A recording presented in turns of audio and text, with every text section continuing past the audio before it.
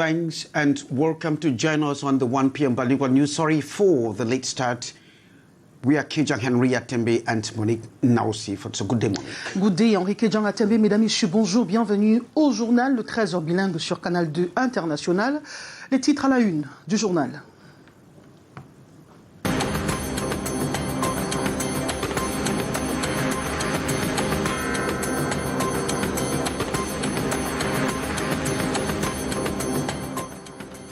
Parfait Siki, placé en détention à la prison de Kondengi à Yaoundé. Il est reproché à l'ancien secrétaire général par intérim de la FECAFOOT la détention des documents administratifs de l'instance fêtière du football camerounais avec intention de les falsifier. And German tender mea culpa to the Douala people for the execution of their son, Rudolf Douala Mangabel, 118 years ago. Crime contre les journalistes, l'impunité persiste. Le 2 novembre, le monde entier fait le point sur le combat contre l'impunité dont sont victimes les journalistes assassinés ou mutilés. Dans ce journal, vous écouterez Ile Hamkoué, secrétaire général du syndicat national des journalistes du Cameroun.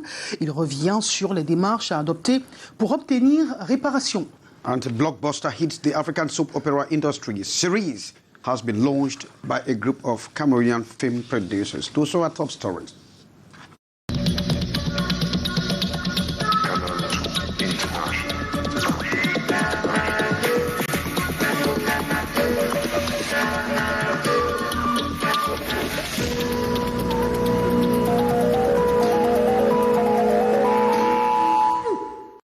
Welcome back to the 1 p.m. Bilingual News. Hook up with us on our social media handle, Canada International.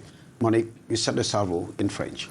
Of course, Henri Kijang Atembe, 24 heures que Parfait Siki est écroué à la prison de Kondengi à Yaoundé pour détention de documents appartenant à la FECAFOOT avec l'intention de les falsifier. Confronté au juge avant sa mise en détention, l'ex-directeur de la communication et secrétaire général par intérim de la FECAFOOT dément ces accusations. Les documents visés sont les procès-verbaux querellés de l'élection des vice-présidents de la FECAFOOT. Par ailleurs, journalistes, des confrères et membres de la société civile ont lancé le mouvement Libéré Parfait Siki.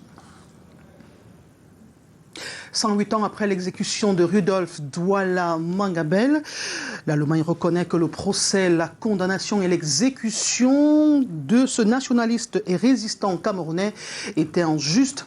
La ministre des Affaires étrangères en visite au Cameroun, ministre de la République fédérale de l'Allemagne, fait son mea culpa et propose de nouveaux axes de coopération avec le Cameroun. David Sanjo, Henri Tinda. Tout se passe en ce lieu chargé d'histoire. Pour s'être opposé à l'expropriation des terres orchestrée par l'administration allemande d'alors, Rudolf Douala Manga fut exécuté ici. Un jugement biaisé au dire du ministre allemand des Affaires étrangères. Ils furent exécutés par l'administration coloniale allemande, au nom du peuple allemand. Mais ce jugement n'était pas juste. C'était une injustice. En tant que représentant du gouvernement fédéral allemand, je m'incline devant eux. Un pardon, mieux, un acte de reconnaissance qui réjouit les descendants des martyrs et surtout l'autorité traditionnelle. À ce niveau, nous pouvons penser à des projets socio-économiques qui vont ensemble unir l'Allemagne et le Cameroun, qui vont permettre même que là où il y avait ces résidents, on puisse élever quelque chose de grandiose en termes d'industrie, en termes de projets économiques qui permettent à ces communautés de se rappeler que ce que nous avons ici, c'est un souvenir de ce qui nous a resté. L'Allemagne tend la main au Cameroun, question de définir les axes de réparation. Nous ne pouvons pas effacer les injustices, mais nous ne sommes pas condamnés à rester passifs. En premier lieu, nous pouvons tenter de reconstruire le procès de l'époque. La République fédérale d'Allemagne a débuté tout récemment la réhabilitation de la mémoire de Rudolf Douala Mangabel avec la construction des stèles à Haarlem et Hult, des villes allemandes. La journée internationale de la fin de l'impunité contre les journalistes a été célébrée hier, 2 novembre. C'est l'occasion d'accentuer la dénonciation contre cette impunité qui persiste Mireille Flore Ndefo-Foton a rencontré Hilaire. Hilaire Amkoué, il est secrétaire général du syndicat national des journalistes du Cameroun. Avec lui, on a abordé les stratégies pour obtenir réparation à la suite des crimes commis contre la personne du journaliste. Reportage. Pour cette année 2022, 66 journalistes ont trouvé la mort pendant l'exercice de leurs fonctions entre janvier et septembre. Entre 2020 et 2021, c'est 117 journalistes qui ont trouvé la mort et 180 000 en 30 années. Malheureusement, seuls 10% des auteurs de ces crimes ont été sanctionnés. L'impunité persiste. Hilaire Amkoué, secrétaire général du syndicat national des journalistes du Cameroun, SNJC, justifie cet état des choses. Ils ne sont pas punis tout simplement parce que le monde est complètement corrompu et le capital international contrôle les médias. Contrairement à ce qui a toujours été pensé, les journalistes trouvent beaucoup plus la mort hors des zones de combat qu'à l'intérieur de ces zones. C'est 64% hors et 36% dans. La dénonciation reste le meilleur moyen de mettre un terme à cette impunité. Il faut déjà que la société elle-même, c'est-à-dire que le peuple comprenne que le journaliste est à son service et que sans le journaliste, il ne peut pas être informé et il ne peut pas vivre paisiblement dans la société parce que c'est le journaliste qui voit et raconte ce qu'il a vu.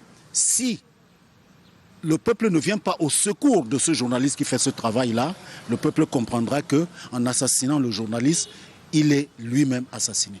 Précisons que les Nations Unies ont retenu la date du 2 novembre pour instituer la journée internationale de la fin de l'impunité pour les crimes commis contre les journalistes en 2013 en hommage aux 2 journalistes tués, Ghislaine Dupont et Claude Vernon.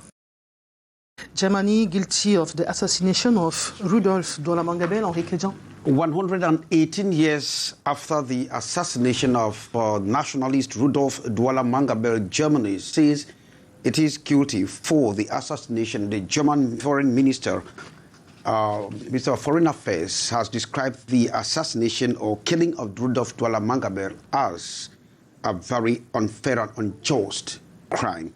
In the ceremony in Douala, they visited the tomb of Rudolf Douala Mangabel, the nationalist hero, to pay homage. And of course, they performed some rituals. Details with Morindi.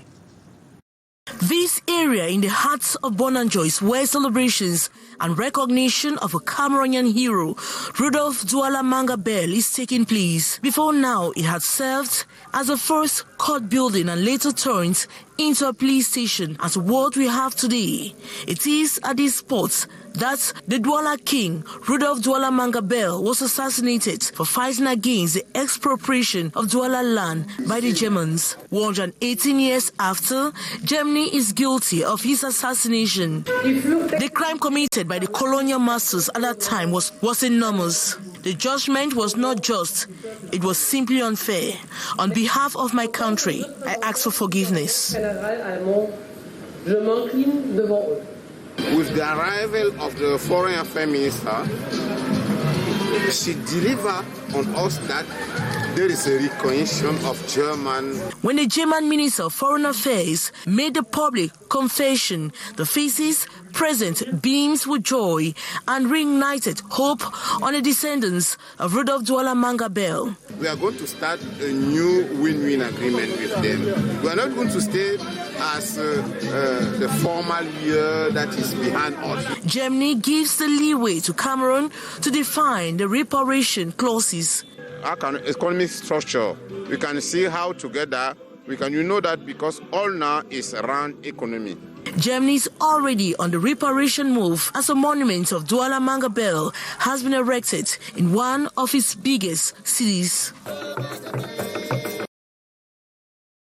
Indeed, the drug peddling on a steady rise on the streets of Yaoundé, and so to make sure the fight or combat the circulation of fake drugs, the Minister of Public Health, Manoda Malacha, has briefed the country on the new policy that is going to be put in place, the National Drug Agency, to intensify the fight against fake drug. Beatrice Ngamo reports from Yaoundé.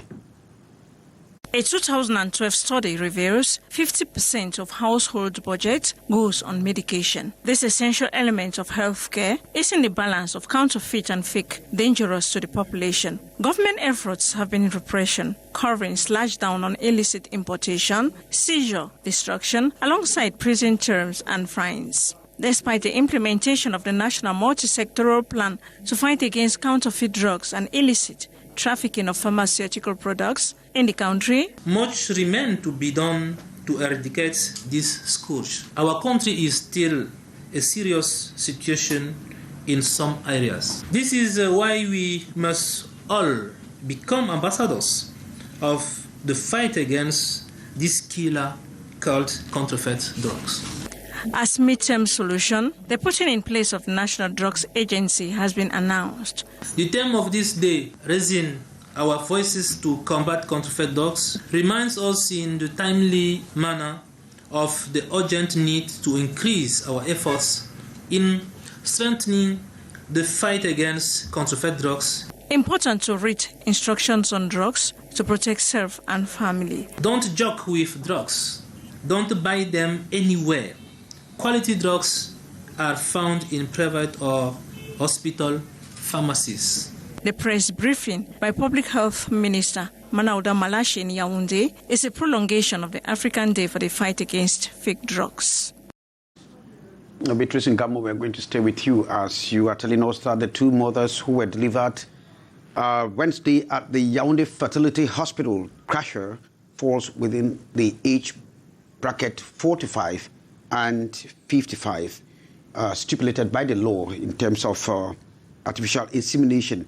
In fact, this falls in line with the law that went in force in June in 2022. That bill was adopted and promulgated for medically assisted procreation in the country. The deliveries of two new babies Wednesday at the Yaoundé Gynecological Endoscopic Surgery and Human Reproduction Teaching Hospital Crasser in strict respect of the recent bill adopted and promulgated into law at Parliament on medically assisted procreation. We are obliged to respect the law. This is why from now forth, we're not going to perform in vitro fertilization in patients more than 55 years old. This is the limit. Before we could have done it, as we did before, in a lady of 62 years old, but now it's forbidden and we will not do that again. And it goes with other aspects which the medical officials are respecting to the latter. We are not doing surrogate, for example.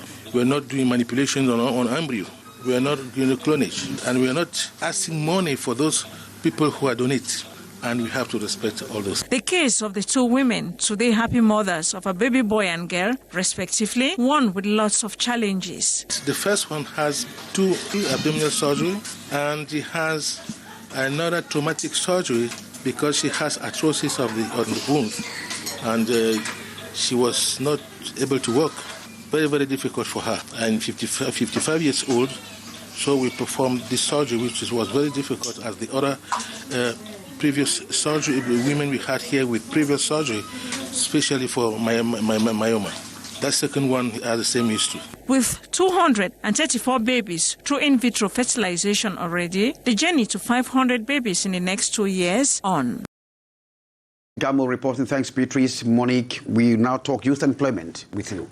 Jeunesse et citoyenneté, quel impact pour notre société? C'est le thème qui a meublé les échanges hier à Douala entre entrepreneurs et pourvoyeurs de fonds. Eh bien, l'entrepreneuriat est présenté comme un acte de citoyenneté auquel devraient s'intéresser tous les jeunes. Henri Tinda, Titi Freeman. Entreprendre pour le développement de la cité, un engagement citoyen auquel sont appelés les jeunes du Cameroun. Réunis par un incubateur de start-up ce 2 novembre à Douala, partenaires, investisseurs et entrepreneurs échangent sur la question. On est dans un pays où on encourage la décentralisation. On passe d'un système déconcentré à un système décentralisé où il est important qu'il y ait une participation accrue des citoyens à la mise en œuvre de cette décentralisation-là. Il s'agit d'accompagner les jeunes, de les aider à se structurer et de sortir de l'informel. Donc à travers les délégations départementales, il y a certaines formations qu'ils peuvent suivre. Un appel plein d'espoir pour les jeunes entrepreneurs. Ils disent être prêts à co-construire la nation dont ils constituent le fer de lance. On vit dans un écosystème où on a besoin de ce type d'initiative pour nous permettre non seulement d'acquérir plus ample capacités, renforcer celles qu'on a déjà et accompagner nos différents projets. Beaucoup de choses, beaucoup d'attentes de notre côté, mais surtout beaucoup d'informations, beaucoup d'apports dans le cadre du développement de nos diverses petites entreprises.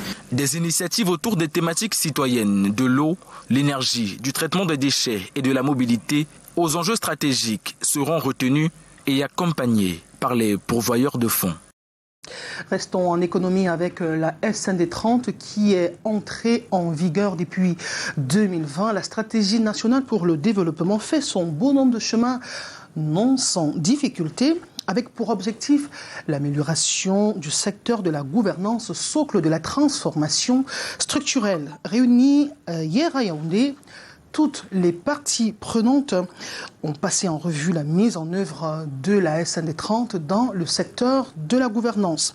Compte rendu de Joël John 3 et Samuel Ebakissé. La gouvernance est un secteur névralgique sur lequel les autres piliers de la stratégie nationale de développement SND 30 doivent reposer. 2 ans après son adoption, tous les acteurs intervenant dans ce processus évaluent les actions intentées ce 2 novembre à Yaoundé avec en prime de bons fruits. Quand l'indice de développement humain des hommes est plus élevé, nettement plus élevé que celui des femmes, donc il faudrait accentuer les progrès en matière d'égalité du genre et de promotion de la femme, notamment l'autonomisation économique de la femme. Cette revue de la mise en œuvre de la SND 30 dans le secteur de la gouvernance est d'une importance capitale pour l'amélioration de certains aspects. Vous avez certainement aussi entendu parler des actions spécifiques pour ce qui est de l'aménagement du territoire. Il y a beaucoup qui est en cours de mise en œuvre. Membres du gouvernement, partenaires économiques et sociaux, ainsi que plusieurs autres entités participent aux travaux. L'amélioration de la gouvernance implique un apport collégial et concerté. Joël John 3, à votre suite, nous restons à Yaoundé, cette fois-ci avec Karel Mezatiachoya, pour parler de l'éducation inclusive qui représente un handicap pour les enfants à besoins spéciaux. Reportage. Si un déficient moteur peut trouver sa place dans notre système éducatif, il est difficile pour un enfant sourd, muet, aveugle, de s'intégrer dans une école ordinaire au Cameroun. Un handicap supplémentaire pour cette frange de la population qui a pourtant droit à l'éducation. Situation envenimée par un manque d'enseignants spécialisés. Nous avons besoin des enseignants spécialisés. Il faudrait qu'ils soient formés et bien formés. Problématique au cœur des préoccupations de ces acteurs, acquis à la cause de cette couche vulnérable. En guise de solution, ils ont mis sur pied un programme de capitalisation de bonnes pratiques en éducation inclusive. La deuxième phase tire pratiquement à sa fin. Les résultats parlent d'eux-mêmes. Il y a le nombre d'enfants qui s'est accru dans les différentes écoles. Parce que lorsque nous commencions en 2015, il y avait 150 enfants uniquement, enfants handicapés dans ces écoles. Aujourd'hui, nous collaborons avec 52 écoles, avec 53 écoles. Et nous enregistrons dans ces différentes écoles 1112 enfants. La liste est loin d'être exhaustive. Des couacs également enregistrés. On voit ensemble quelles sont les voies et moyens qu'on peut implémenter afin que tous les enfants puissent bénéficier d'une éducation certaine. Tout l'enjeu de l'assise de ce 2 novembre. You have the second part of the news, Enrique Jangaten. CEMAC member states have actually identified and postponed the decision to ban the exportation of timber from the sub-region as a measure to boost the region or the wood processing sector. Now, the announcement was made by the president of the CEMAC Commission, Daniel Onando, and has been saluted by the business or the operators in the sector. Now, they believe that Cameroon is not ready to engage in the development move. Ambo Gladys Dibang reports. It is the second time CEMAC member countries are postponing the decision to ban the exportation of timber. One of the reasons advanced is fear of revenue loss by the various economies. According to experts, the reason for the decision is beyond that. The first reason is a problem of context. With all the crises that we've got so far, and the first crisis was the crisis of COVID-19, and then the second one is the Ukraine and Russia crisis. Nous saluons cette décision. We salute the decision at the level of the private sector. Conditions are not favorable enough to implement the decision on the timber exportation ban by January 2023. The decision comes at a time when forest operators were already preparing to align with the new situation, even if they were uncomfortable. But the experts emphasize lack of technology and incentive measures to develop local wood processing would stagnate the sector. We don't have the technology to be able to transform, the wood into what exactly is needed into the international. Little transform wood they had with the little technology they had, so they had to go to the second option, then postpone the decision and then accept to export their wood. It should be recalled that to discourage timber exportation, Cameroon's 2022 finance law increased wood export duties by 15%, that is, from 35% to 50%. Ambo Gladys, thanks. A group of producers in the Cameroon film industry have launched the Douala Pan-African Series Festival. It is an initiative that is aimed at valorizing the African series industry, and it's been headed by film actor and producer Ebenezer Kopembia, popularly known as Mitumba. In fact, it gives the opportunity for the African soap opera industry to be consumed worldwide. Details with Stephanie Chin. A new dawn for the film industry in Africa as a whole and Cameroon in particular, with the launch of the Douala Pan-African Series Festival, which was created on October 5, 2022. According to promoters of the cinematography industry, the new concept is an opportunity for film producers, actors and actresses to showcase their know-how. Africans have been consuming other series over time, watching telenovelas and all of that. And we have festivals for movies, and there's hardly any festival for series. And so this festival, from the side of producers, it gives them an opening to learn and improve on their quality. And on the side of the fans, it gives them the opportunity to meet their favorite stars, to meet their favorite TV series, and get the live experience of watching how series are made. The creators of this new concept discovered that many people have fallen in love with soap opera. Producers too have said they are ready and waiting for the new concept. We hope they are going to bring in more investors into our milieu. They are going to bring more TV channels that may be interested in buying content and all the rest. So we expect more from this festival. The first edition of the Douala Pan-African Series will be launched during the third quarter of the year 2023 in Douala. Well, thanks, Stephanie Chin, Monique. Yes, nous parlons du clap de sang pour l'exposition Contact Zone. Il s'agit de cette exposition qui a polarisé les attentions au Musée national de Yaoundé durant 8 mois à travers les arts, à travers les œuvres d'art contemporain d'artistes camerounais mondialement reconnus.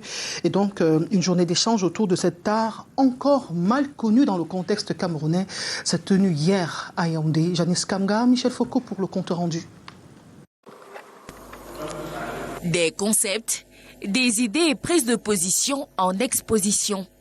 En 8 mois, l'art contemporain a implanté ses racines au Musée national à côté d'œuvres classiques. Cette exposition temporaire Contact Zone était pour nous de réfléchir comment transformer le Musée national en espace de lien, de création, de dialogue et de réunion de tous les Camerounais.